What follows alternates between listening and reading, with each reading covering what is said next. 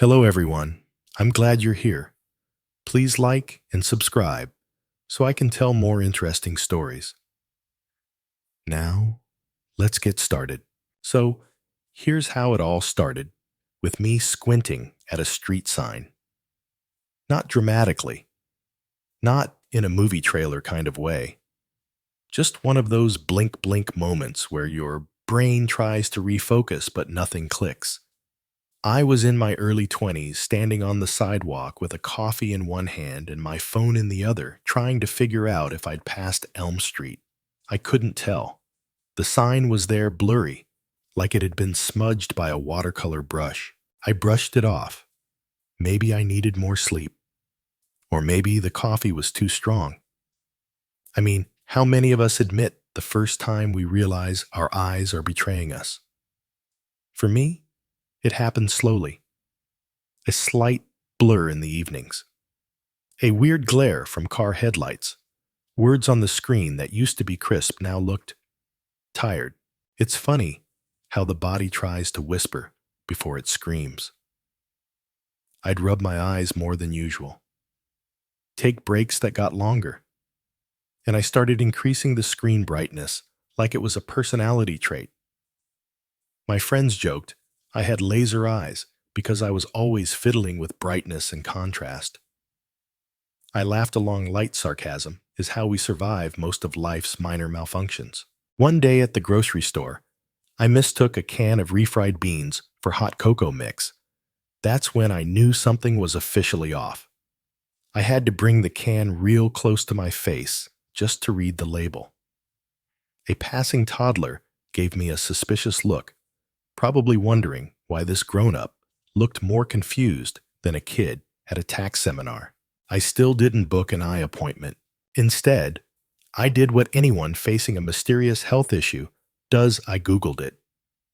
Bad idea. One search led me down a rabbit hole of terrifying possibilities. Early onset glaucoma, eye cancer, visual processing disorder. I also learned that the ancient Romans believed excessive reading could melt the brain. Not related, but still entertaining. Historians still debate whether ancient surgeons performed successful eye surgeries like couching cataracts with sharpened needles and zero anesthesia. Makes a trip to the modern optometrist feel like a spa visit, doesn't it? Anyway, my blurry life continued. At work, I started pulling the monitor closer and closer until it looked like I was trying to kiss it. My boss walked by once and said, "You're either in love with that spreadsheet or you need glasses." Honestly, both could have been true. Eventually, it wasn't the signs or the screens that pushed me to act. It was a photo. Someone had taken a group picture at a brunch, and when I looked at it later, I noticed something strange. Everyone was smiling at the camera, except me. My eyes were half closed, and I looked like I was trying to find the lens with echolocation. That was it, the wake-up call. I booked an appointment with an optometrist the next day. Not because I was suddenly responsible, but because I realized I'd spent more time debating new phone cases than taking care of the very organs I used to see those cases. The irony wasn't lost on me. Before the appointment, I tried to psych myself up. Told myself it was probably minor. Maybe I just had fatigue vision or stress blur. That's a thing, right? Spoiler, it's not. Walking into the optometry office was like entering a sci-fi film set. Machines that looked like they belonged on a spaceship. Chairs that adjusted themselves with a quiet hiss. An assistant handed me a clipboard and said, "We'll start with some basic tests." Basic. That word has never been so deceptive. They made me follow a tiny light with my eyes, cover one eye with a spoon-looking device, and read rows of letters that shrank faster than my self-confidence. You know the drill. At some point, the optometrist flipped that giant lens machine in front of me and asked the question we all dread. Better one or two. Cue the panic. I didn't want to pick the wrong one and end up needing Coke bottle lenses. So I stalled. asked him to repeat it, chose one, then immediately regretted it and asked for two again. I might as well have flipped a coin. In the end, he smiled and said, "You've got mild myopia nearsightedness. Nothing serious. We'll get you set up with some glasses." I sighed in relief. At least it wasn't anything terrifying. Still, part of me felt weirdly old. Glasses felt like something you got after 30 or 60, not in your 20s when you're still clinging to the myth of invincibility. The optometrist sensed my hesitation and added, "Hey, Einstein wore glasses.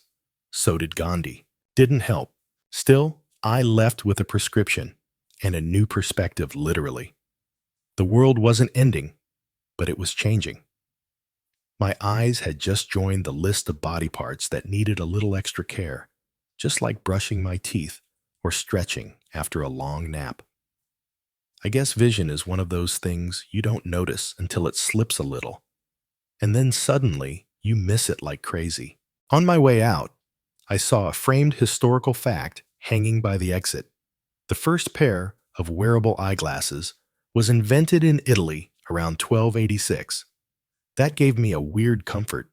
People have been struggling to see clearly for centuries. I was just the next in line.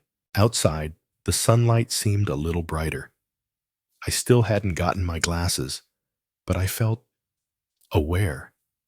Aware that this wasn't just about clarity. It was about learning to listen to my body before it sends a final warning shot. Also, fun fact, shrimps have compound eyes that rotate independently. So, while I was out here struggling to read street signs, there's a shrimp somewhere watching life in full panoramic HD. Lucky crustacean. The optometrist's office called a few days later. My glasses were ready. I picked them up after work, still half expecting to look like an off-brand Harry Potter. But you know what? They weren't so bad. Sleek black frames, minimal nerd vibes. I put them on, turned toward the mirror, and froze. Everything was sharp. Not just better, but sharp, in a way I didn't know I'd lost. The texture of my sweater.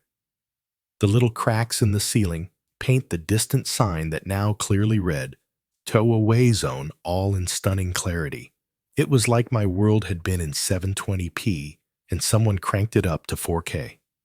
I blinked a few times, half worried my brain wouldn't catch up. Of course, the novelty wore off by the time I stepped outside and realized I had no idea how to walk while wearing glasses. I misjudged a step and nearly launched myself into a bush. Smooth transition. The first few days were interesting. My ears ached from the arms of the frames. I kept pushing them up my nose like a reflex, and don't even get me started on fog. Who knew sipping hot soup could blind you temporarily? But the hardest part wasn't physical. It was social.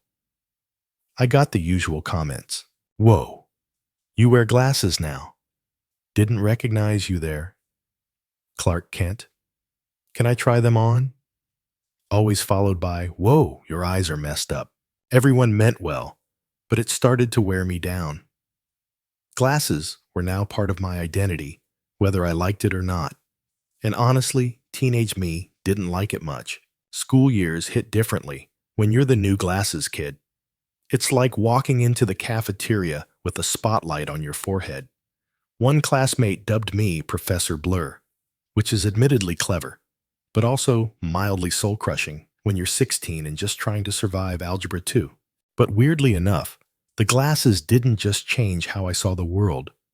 They changed how people saw me. Teachers started calling on me more.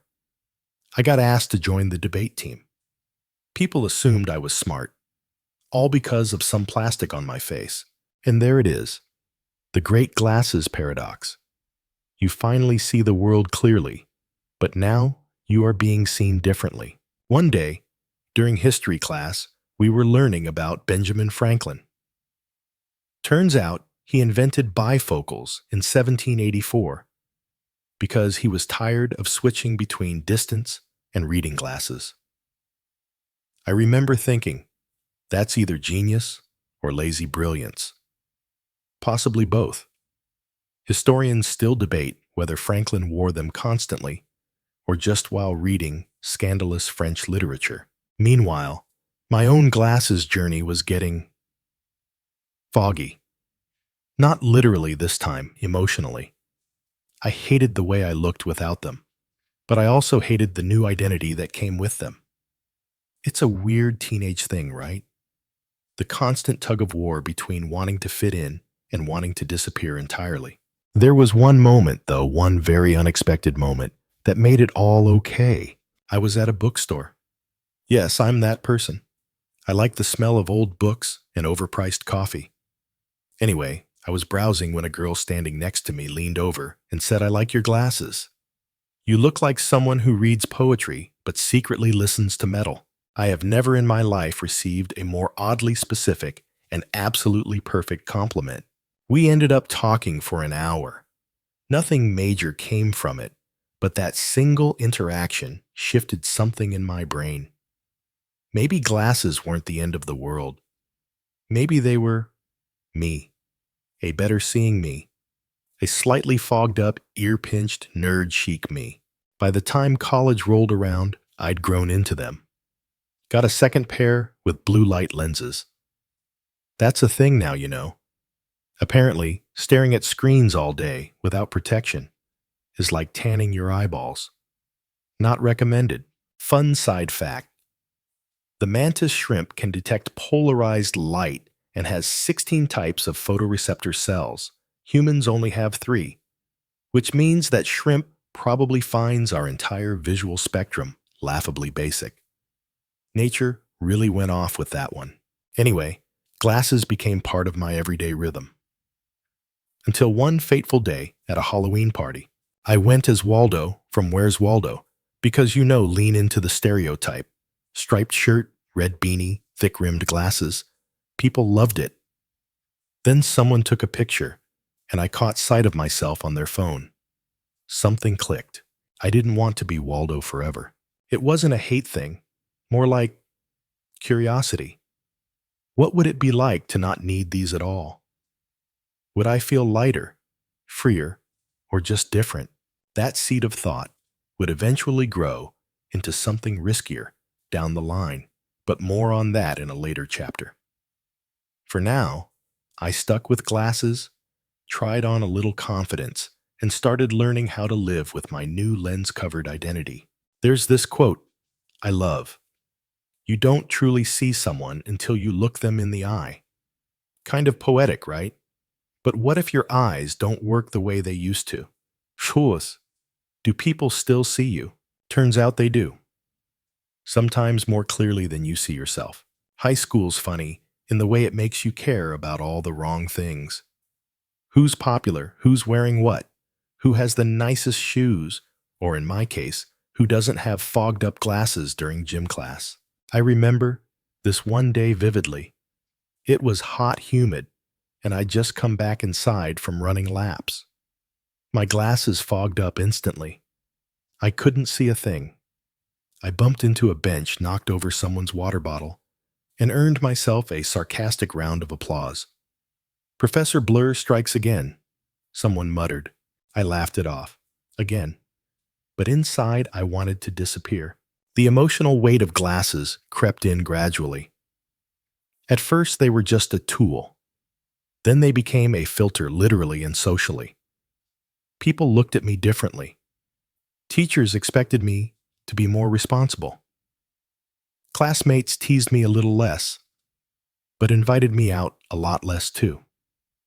I went from soccer team starter to bench warmer, from science fair volunteer to, well, okay, I still did the science fair, but you get the idea. That's when I started researching contacts. Now I know what you're thinking. It's not that deep. But for me, it was. It wasn't just about ditching the glasses. It was about wanting to feel invisible and visible at the same time. Like I could just blend for once. No labels. No assumptions. Just me. So I asked my optometrist, He said sure contacts could work, but he also warned me they came with new responsibilities: cleanliness, technique, patience. At that point in life, I wasn't even folding my laundry. But sure, let's put tiny discs in my eyes. The first attempt, a disaster. I spent 20 minutes poking myself in the eyeball. My hands were clean. My heart was racing. I looked like someone trying to win a staring contest with a jelly bean. Eventually, the left one went in. Victory. The right one. Not so lucky. It flipped. It folded. It vanished. I swear it teleported to another dimension. I panicked, thought I'd lost it behind my eyeball. Spoiler, that's anatomically impossible, but try telling that to someone mid-freakout. When I finally got both contacts in, I stood up, blinked, and gasped. Not because I could see, but because I looked like myself again. Just without frames. It was strange, liberating. Kind of like shaving your head after a lifetime of ponytails. I went out that night, no glasses, no problem. Or so I thought. Here's the thing, no one tells you about contact lenses. You will forget they're in until it's too late. I rubbed my eyes during dinner. Rookie mistake. Immediate burning. My contact dislodged and slid halfway out, leaving me in full pirate mode for the rest of the night. My date, yes, a real one, tried to be polite, but let's just say the night ended early. Still, I stuck with it. Wore contacts during the day, glasses at night. I got better at the routine. Learned how to handle lenses like a pro. Even started carrying a backup pair in my bag, next to my gum and emotional baggage. Around this time, my mom shared something interesting. She told me about my aunt, the one we never talked about much, who had to wear thick glasses growing up. Back in the 60s, they were called Coke bottles. Kids were brutal. She stopped going to dances, avoided class pictures. Mom said she once tried to sand down her lenses to make them thinner. That hit me hard. Turns out, vision struggles have a long legacy in my family. Not just genetically, but emotionally. We'd all been there. The awkward phases, the adjustments, the shame, even if no one says it out loud. It reminded me of a quirky little fact I'd read once. In ancient Egypt, kohl eyeliner wasn't just for beauty. It was also believed to ward off eye infections and the evil eye. Historians still debate whether it had medicinal properties or was simply an early form of fashion meets fear-based science. Either way, it made me think we've always cared about our eyes, how they work, how they look, how they make us look. Speaking of appearances, contacts definitely boosted my confidence. I started smiling more in photos, took fewer selfies with my head tilted like I was hiding behind a lampshade. People commented, "You seem different, brighter."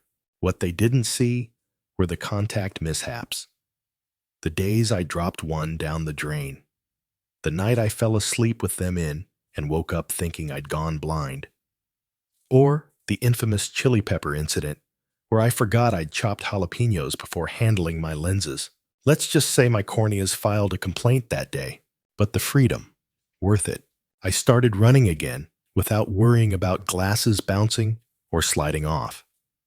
I played intramural soccer, traveled light, felt light, until allergy season hit and reminded me that shoving foreign objects into your already irritated eyes might not be the best strategy. Still, I couldn't go back.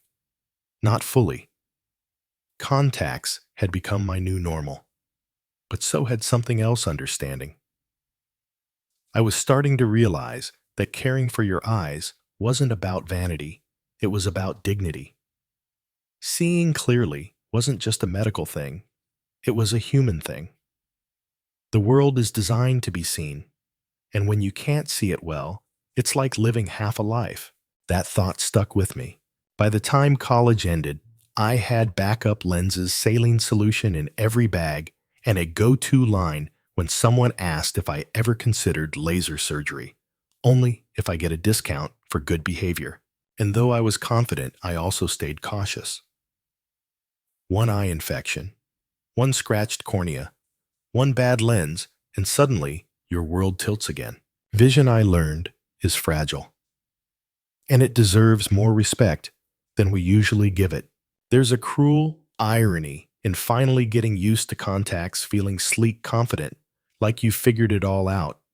And then one day waking up to eyes that feel like they've been sandblasted by tiny goblins.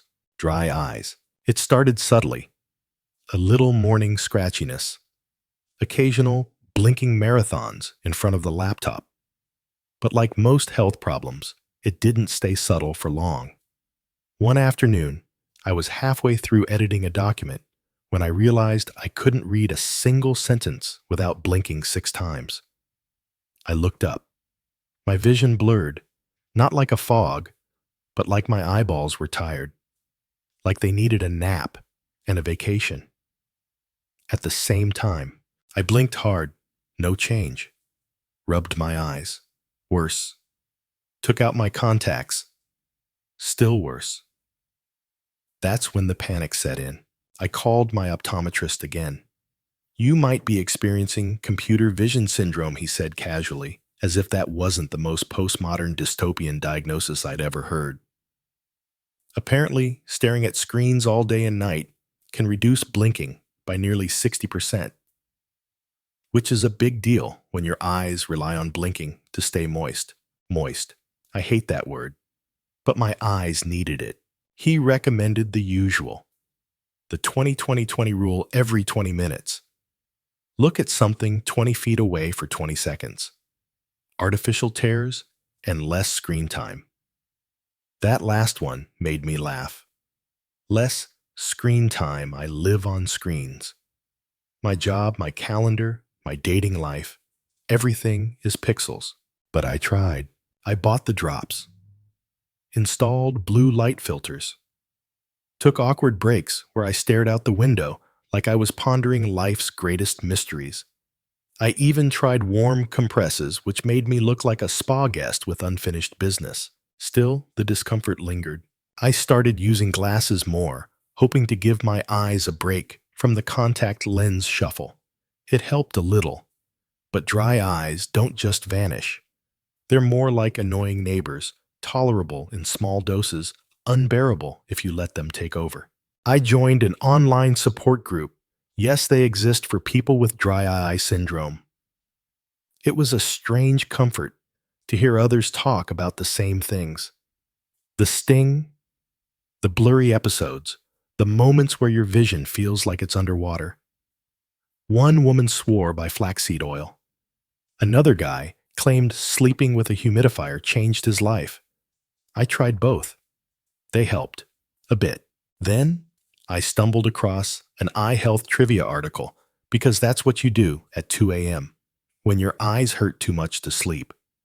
It said, your eyes can heal minor abrasions within 48 hours, but only if tears are properly distributed.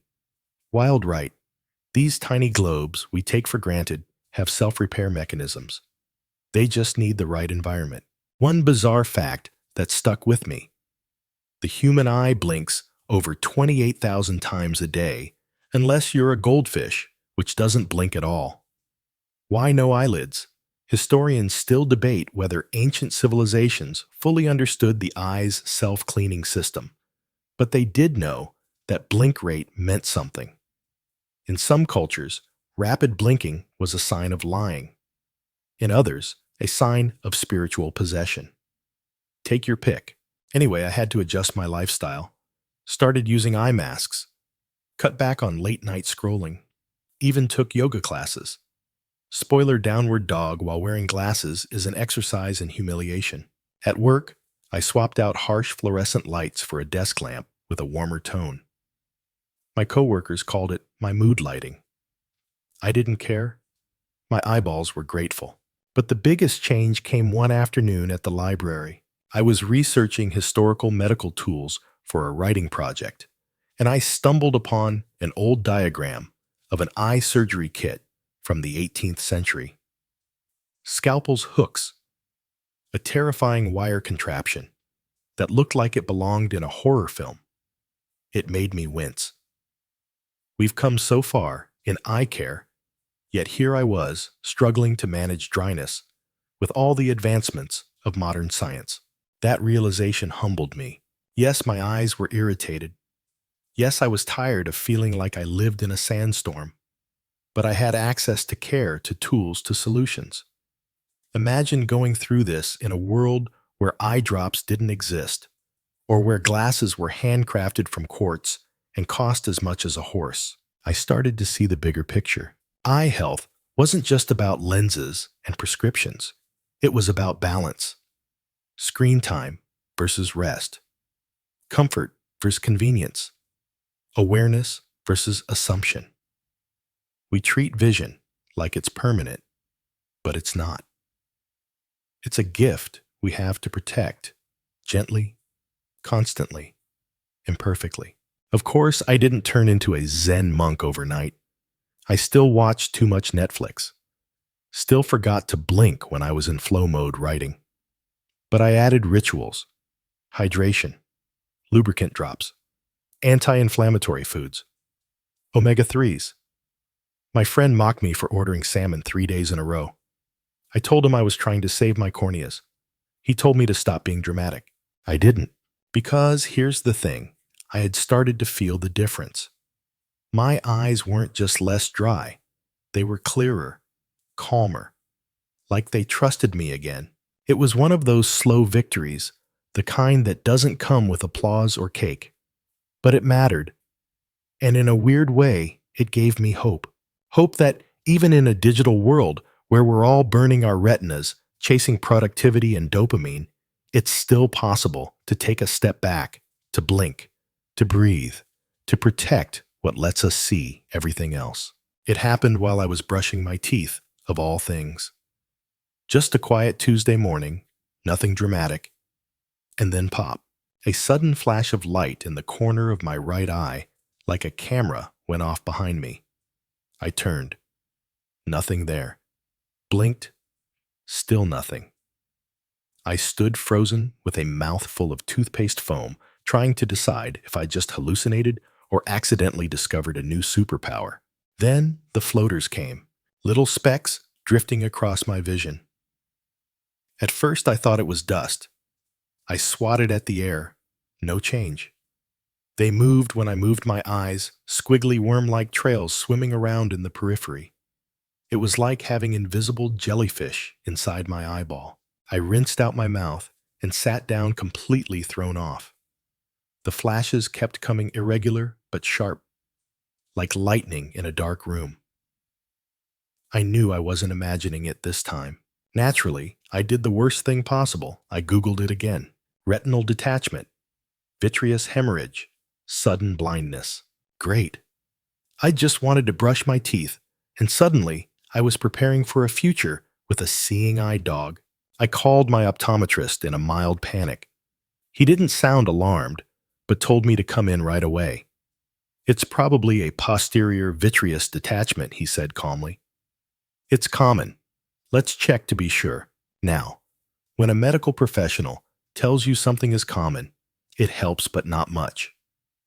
Because the second they start shining bright lights in your eyes and using phrases like floaters cluster, your brain just goes straight to, am I going blind? They dilated my pupils. Everything turned into a dream sequence, blurry, haloed, painfully bright. I sat in the exam chair, squinting like a vampire on a beach. After a thorough look inside my eyes, with something that looked like a miniature lightsaber, the doctor leaned back and said, "You've had a vitreous detachment, totally normal at your age. The gel inside your eye is just pulling away from the retina a little. Totally normal." Right.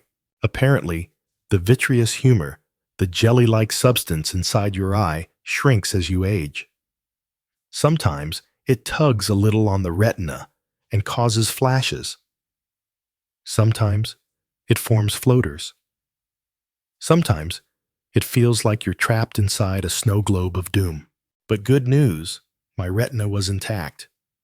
No tear, no detachment.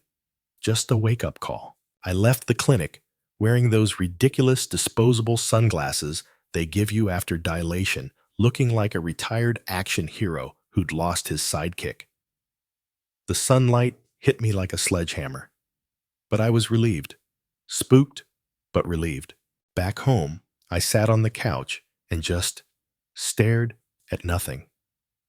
Floaters still danced in the corners of my vision, taunting me. I blinked. They danced again.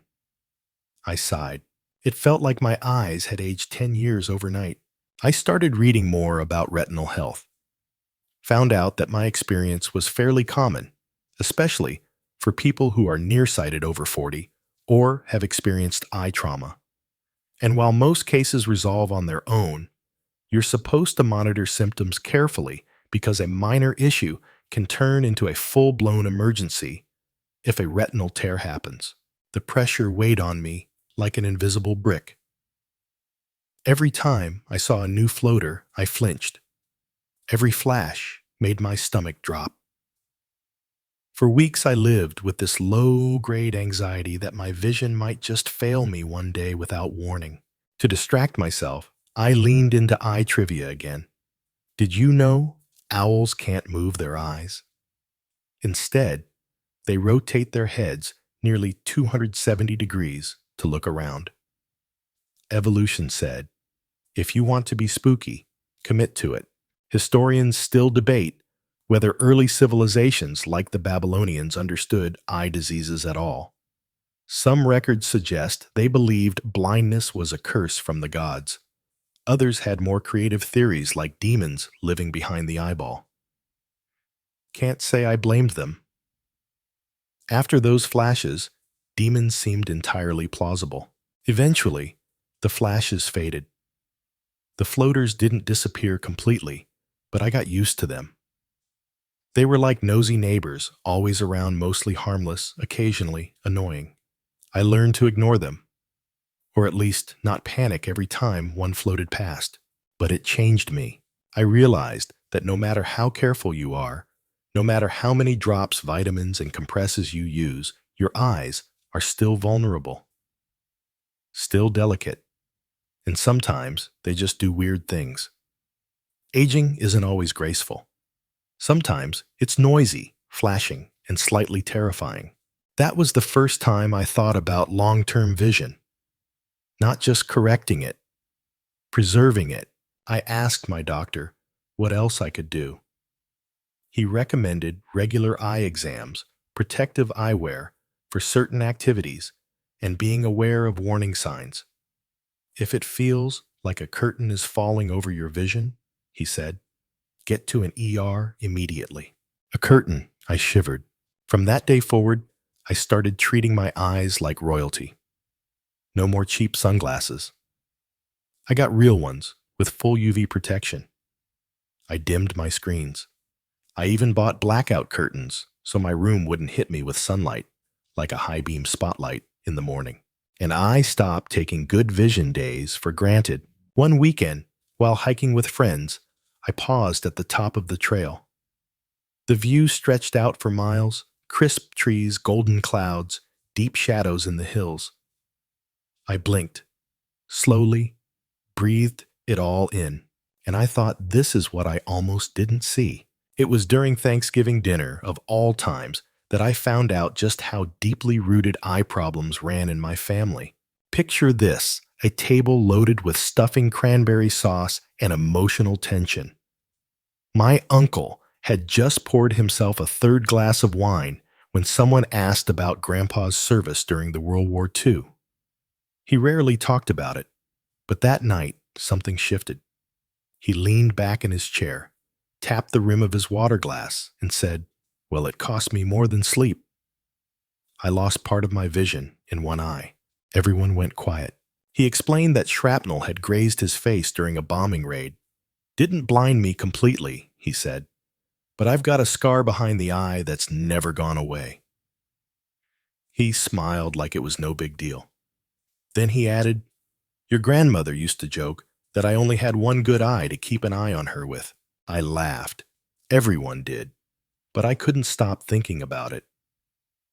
My grandpa had been walking around for decades with partial vision loss and never once complained. Meanwhile, I'd spiraled over a few floaters and some dryness. Later that night, I cornered my mom in the kitchen and asked if eye issues ran in the family. She paused, gave me that, "You're finally paying attention" look, and nodded. Your Aunt Marla had cataracts in her 40s. Uncle Joe had a detached retina. I've been wearing readers since 32. Why do you think we keep all the lights on in this house? Apparently, my eyeballs had inherited more than just color. That night, I did a deep dive into eye genetics. It turns out everything from nearsightedness to glaucoma can run in families. Even the shape of your optic nerve can be influenced by DNA. It's like a strange visual family tree. Only instead of branches, there are prescriptions. Historians still debate whether ancient Greek physicians, like Galen, truly understood the connection between heredity and vision loss, but they definitely knew the eye was more than just a pretty sphere. One early text suggested that blindness runs through bloodlines like stories and song. Poetic. Also, kind of accurate. As I dug deeper, I discovered that eye color itself is controlled by more than just one gene. There are over 16 genes involved, which explains why my brother ended up with bright blue eyes while I got stuck with hazel that changes depending on how tired I am. But genetics weren't the only surprise in store. A few months later, I was chatting with my younger cousin over coffee when she mentioned she'd recently been diagnosed with keratoconus, a thinning of the cornea that causes distorted vision. It's like looking through a funhouse mirror all the time, she said. Except it's not fun. And it's not a house. She'd noticed it while driving. Lights looked stretched. Words on signs curved oddly. She thought it was stress or bad contacts until it wasn't. I realized then that vision issues didn't just show up. They echoed quietly across generations through different symptoms and experiences. Some people lost clarity. Others saw too much. Some developed slow fades. Others had sudden scares. And through it all, most of us kept going, kept blinking, kept adapting. It gave me a strange sense of comfort, this shared experience. I wasn't alone. Not really. My dry eyes, my floaters, my yearly checkups. They were part of something bigger. A family pattern, a legacy. Not the most glamorous inheritance, sure, but one I could at least manage. I started journaling more, tracking symptoms, listing what worked and what didn't. I even made a spreadsheet, because yes, I am that person. I kept notes on eye strain after screen time, which foods seemed to help hello again salmon, and how often I was taking breaks. Eventually, I started talking more openly about it too. When coworkers complained about blurry vision or headaches, I shared tips. One guy had been squinting at spreadsheets for a year before he realized he needed glasses. Another had been rubbing his eyes constantly, only to learn he was allergic to the hand soap in the office bathroom. It's wild how many people struggle silently, like vision issues are a private thing, a shameful little secret. But they're not. They're human. And most of the time, they're fixable, or at least manageable. One bizarre, but oddly delightful fact I learned during all this. There's a species of jellyfish with no eyes at all, but it can still sense light and movement through its skin.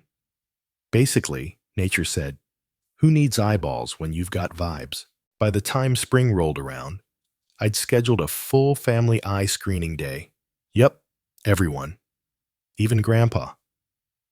We made an event out of it, appointments in the morning, pancakes after. My brother groaned the whole time, but secretly appreciated it. We discovered that my niece had early signs of astigmatism. She got fitted for glasses and now proudly shows them off like fashion accessories. Kids these days are bolder than we ever were. And me? I finally felt in control. Not because my vision was perfect. It wasn't.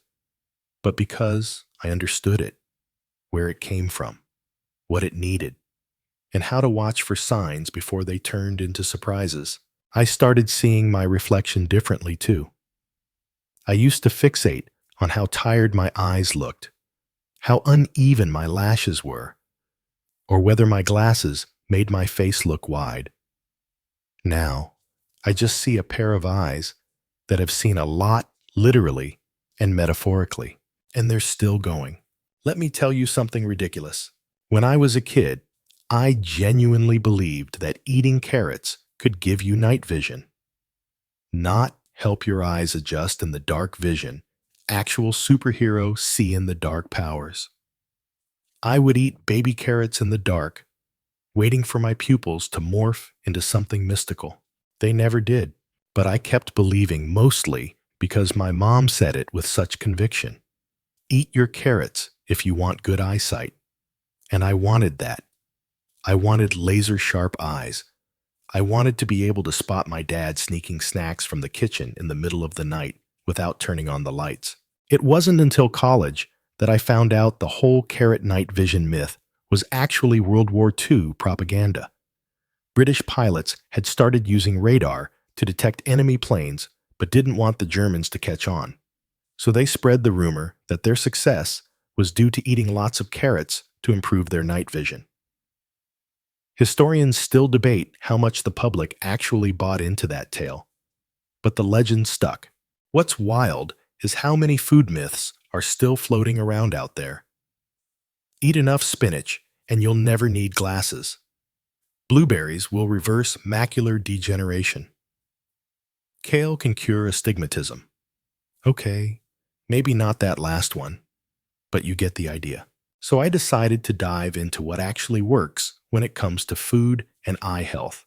Turns out, certain nutrients are game changers, like lutein zeaxanthin and omega-3 fatty acids. They're not as flashy as carrots, but they're far more effective. Lutein and zeaxanthin are found in leafy greens and help filter harmful blue light. Omega-3s, as I've learned through a slight salmon obsession, support the tear film in your eyes, which helps prevent dryness. Vitamin A does matter. It helps with low-light vision and maintaining a healthy cornea. But unless you're living on junk food and air, you're probably not deficient. So that whole eat 3 pounds of carrots to fix your eyes thing, not scientifically solid. Sorry, Bugs Bunny. I also discovered a bizarre fact. Flamingos get their pink color from the carotenoids in the shrimp they eat, which is ironic because carotenoids are the same pigments that support eye health in humans, though, thankfully, we don't turn pink when we load up on kale smoothies. My fridge slowly transformed into a health nuts dream. Spinach eggs, citrus nuts. I even tried wheat germ oil. Tastes like despair, but hey, anything for the corneas. But while I was investing in food, I started bumping into another problem. Everyone had an opinion. You're wasting money on supplements. Just get LASIK already. Try this herbal tea from a monastery in Tibet. It cured my cousin's floaters. It's exhausting trying to take care of your body while dodging everyone's unsolicited advice. But I guess that's what happens when you talk openly about health. People start projecting their own solutions onto your problems. Still, I kept digging, kept learning, like the fact that hydration, plain boring water, affects your vision. Dehydration can reduce tear production and contribute to dry eyes. Who knew? I started drinking more water, and suddenly my vision felt less crusty. It's not glamorous, but it works. Even sleep plays a huge role. Those late-night Netflix binges, not great for your peepers. The fewer hours you sleep, the less time your eyes have to recover. Your eyes literally need rest to clear out toxins and refresh their surface. So now I eat better, hydrate more, and try to sleep like someone who isn't running from invisible demons in their dreams. It's not perfect. Some nights I still cave and eat a pint of ice cream while watching documentaries about sea creatures with 24 eyes. Shout out to scallops. But I try, and that's the point. One day, I was sitting with a coworker at lunch, munching on some almonds when he said, "You've gotten really into this eye stuff." And I realized, yeah, I had. Because when you lose a piece of your health, even temporarily, it changes how you see the world, literally and figuratively. You become more curious, more careful, more grateful. It's like how sailors in the 1700s eventually figured out that citrus could prevent scurvy. They didn't care about flavor. They were just desperate to survive. I wasn't battling pirates, but I was trying to keep my vision intact in a world that strains it constantly. So I leaned in. I started writing little eye health tips on sticky notes at work. Not preachy ones, more like fun facts. Blink more. It keeps your eyeballs juicy. Your screen isn't going anywhere. Look away every 20 minutes. Carrots won't make you a superhero, but they're still decent snacks. People laughed. But they also started asking questions. And somewhere in all of that, I realized my story wasn't just about my vision anymore. It was about sharing what I'd learned. The myths, the facts, the journey from clueless, screen zombie to moderately enlightened eyeball enthusiast. Because vision isn't just a medical issue. It's emotional, psychological. It's tied to how we see ourselves, not just the world around us. And once you understand that everything looks a little clearer, the first time someone mentioned LASIK to me, I laughed. Not because it sounded crazy, but because the thought of shooting lasers into my eyeballs made me feel like a character in a sci-fi reboot. I imagined some robotic voice saying, "Refracting cornea, please remain still while we reprogram your vision." But then again, who wouldn't be curious? I mean, freedom from glasses and contacts, waking up and seeing the ceiling fan clearly without fumbling around for your specs. It sounded like magic, expensive magic. But magic. It all started when a friend of mine, Emily, who had worn glasses since third grade, showed up to brunch looking suspiciously different. Her eyes were uncovered. No frames, no contacts, no squinting. Just crisp, raw confidence. "I got LASIK," she said, sipping her iced chai like she hadn't just permanently altered the architecture of her eyeballs. She told me the whole story. The consultation, the terrifying moment where they clamp your eye open, the smell of something burning. Turns out it's the laser reshaping your cornea, and then boom, 20/20 vision within hours. I was intrigued and mildly horrified, but I booked a consultation. The LASIK center looked like a fancy spa mixed with a Bond villain's lab. Soothing music, high-tech gadgets, everyone in white coats with unnervingly perfect smiles. They ran a battery of tests, measured the thickness of my cornea, checked for dry eye, mapped my eye like it was a miniature planet. Then came the verdict. "Your eyes are healthy." But the doctor said, "You're borderline dry eye. LASIK may aggravate that. We recommend a more conservative approach for now." And just like that, my laser dream paused. Part of me was relieved. Another part was disappointed. I'd spent hours researching success stories, even reading about the first LASIK surgery done in 1980. Historians still debate whether the earliest experiments with refractive eye surgery, like radial keratotomy in the Soviet Union, were brilliant or terrifying. Probably both. I wasn't ready to risk it. Not yet.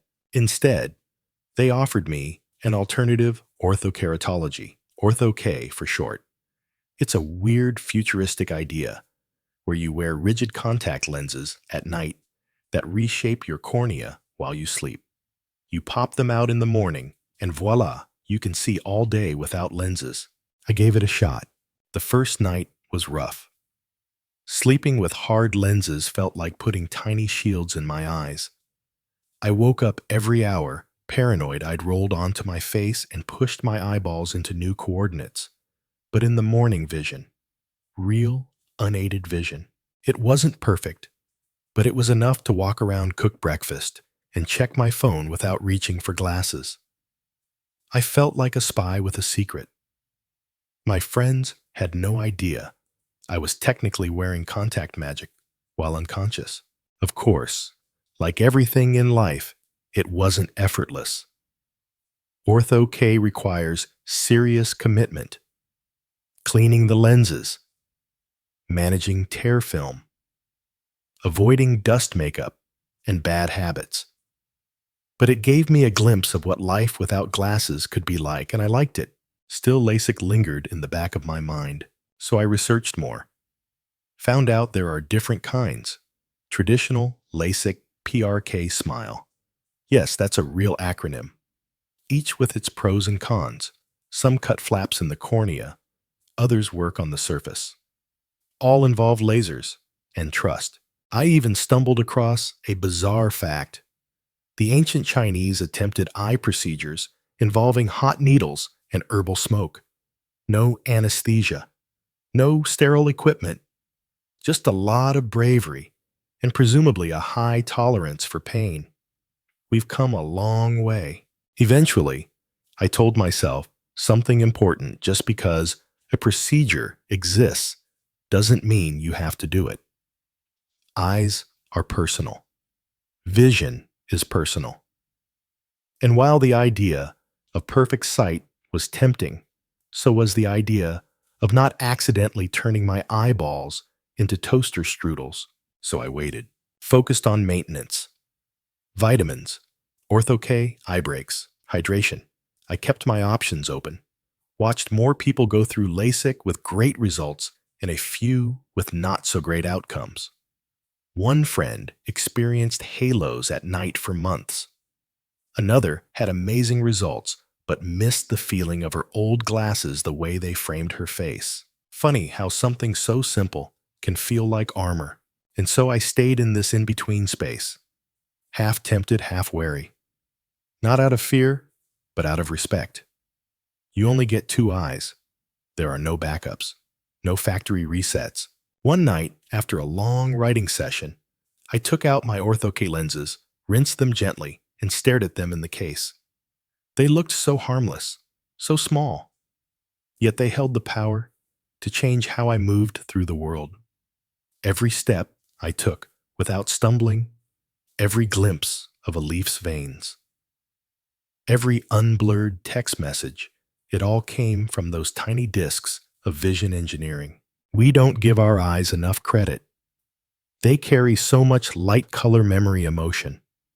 They weep when we're happy, sting when we're sad, and blink to protect us when we're not even paying attention. I didn't need lasers to appreciate them. I just needed to see. It took me a while, but somewhere between the fogged-up glasses, the contact lens mishaps, and the laser consultations, I started to understand that vision isn't just about clarity, it's about perspective. For most of my life, I thought good eyesight meant reading the bottom line on the chart. You know, the one tiny black letters that seem to mock you when you're squinting from the chair. But real vision, it's more than that. It's how you see yourself, how you interpret the world, how you navigate the messy, beautiful chaos of being alive. And let me tell you, my own understanding didn't come overnight. It came through trial and error, through missed street signs and tiny eye floaters, through awkward moments trying to kiss someone and accidentally poking them in the face because I'd misjudged the depth. That was a fun one. Through walking into screen doors because I thought they were open. Through wondering if the smudge I was seeing was on my glasses or just floating in my eye, or worse part of some existential crisis. But eventually, it all settled. Like dust in a quiet room, I developed habits, little rituals, morning drops, midday walks, to give my eyes a break from screens, soft lighting in the evenings. I even made peace with those ridiculous blue light blocking glasses that made me look like an off-brand superhero. Anything that helped, I embraced. Even the annoying things became part of the rhythm. The floaters that used to scare me. Now they're like old friends drifting by. I nod to them. Keep typing. I also stop chasing perfect vision like it was some golden trophy. I realized that 2020 is a goal, but not a guarantee. And honestly, I'd rather have 20 wholesome. The kind of vision that lets me see more than just sharp edges and contrast. The kind that helps me notice when someone's smile doesn't quite reach their eyes. The kind that picks up the softness in a sunset even when my lenses fog up from the cold.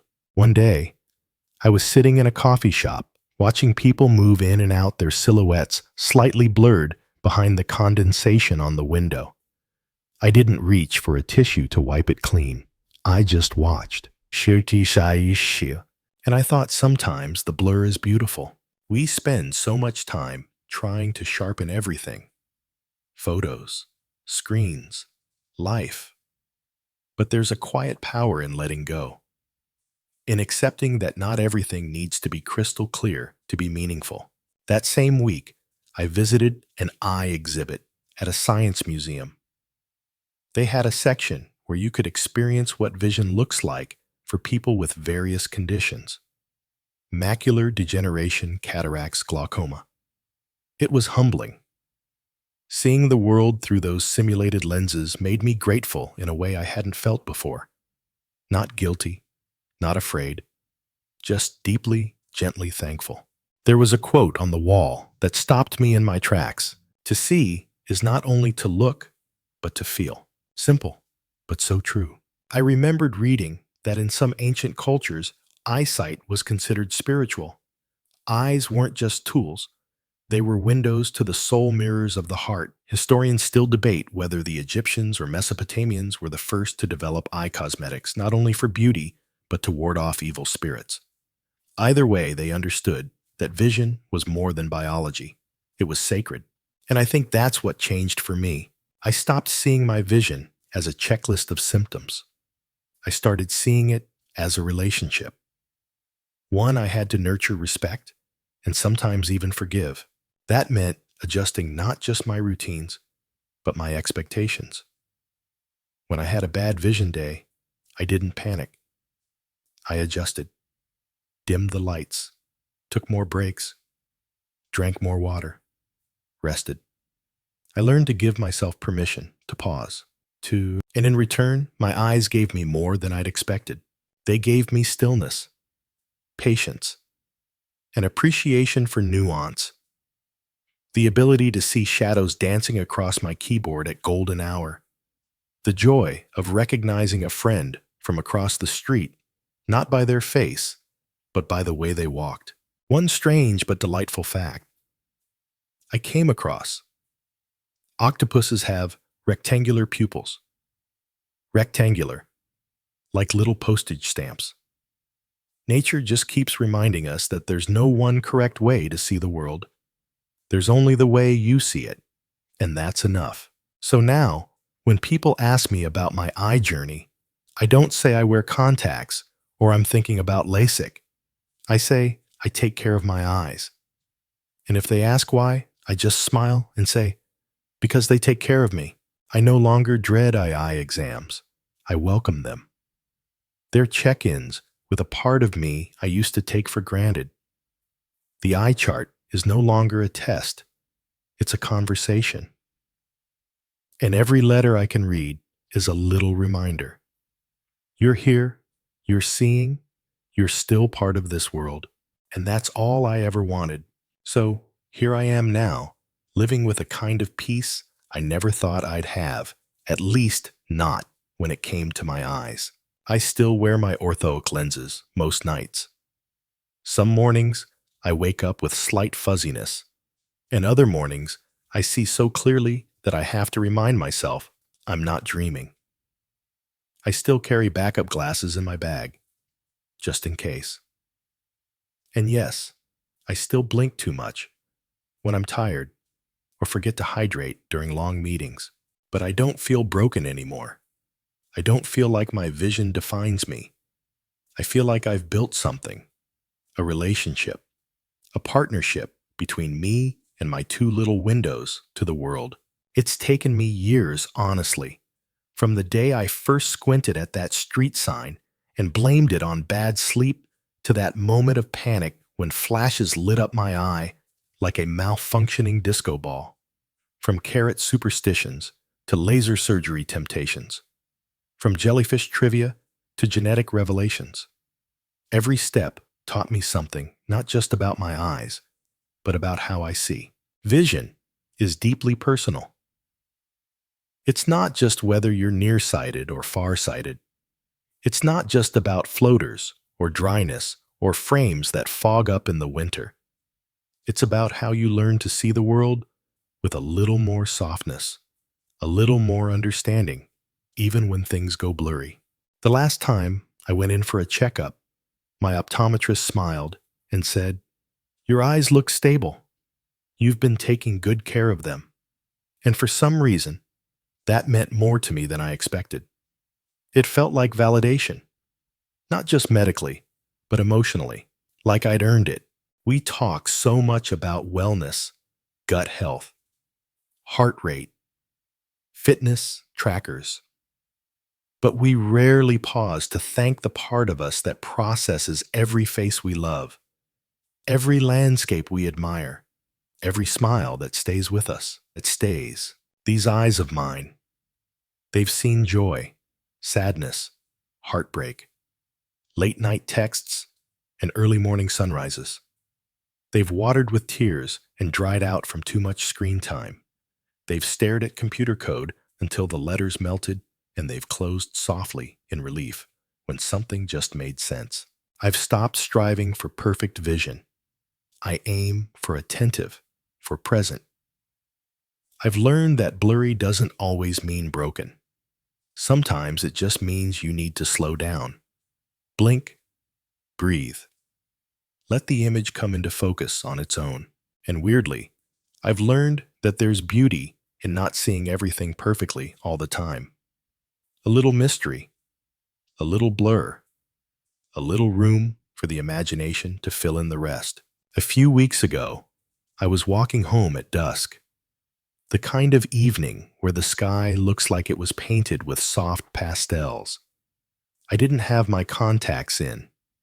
My eyes were tired. The streetlights were just starting to glow. Everything was a little out of focus. But it didn't matter, because even with imperfect vision, I saw it all: the warmth in the windows, the outline of trees, swaying gently in the breeze, the quiet world adjusting to nighttime. And for the first time in a long time, I didn't want to see it more clearly. I wanted to feel it. I blinked, smiled, and whispered to myself, "I see enough." And sometimes that's all we need. So here we are at the end. If you've stayed with me through this story, I hope you've come away with something more than just facts about glasses and floaters. I hope you felt a bit of the journey, the small frustrations, the awkward learning curves, the unexpected humor in something as ordinary as eyesight. Vision, I've learned, is so much more than a prescription. It's the act of paying attention to light, to shape, to color, but also to the things that happen in our lives when we allow ourselves to really see. It starts small, squinting at a menu, rubbing tired eyes, blaming headaches on caffeine when it's really just a neglected pair of lenses. Then one day, you realize your whole world is shaped by how clearly you can look at it and by how kindly you treat your eyes in return. I'm not an expert. I'm just someone who's been through the fog, the flash, the chili pepper incident, and come out the other side a little more mindful, a little more curious, a little more grateful. So tonight, before you fall asleep, blink slowly. Let your eyes rest. Close them with intention. And if you wear glasses, take them off like a quiet ritual, not just for function, but for love. Because these eyes, they carry your story, and they deserve to be seen too. Thanks for listening.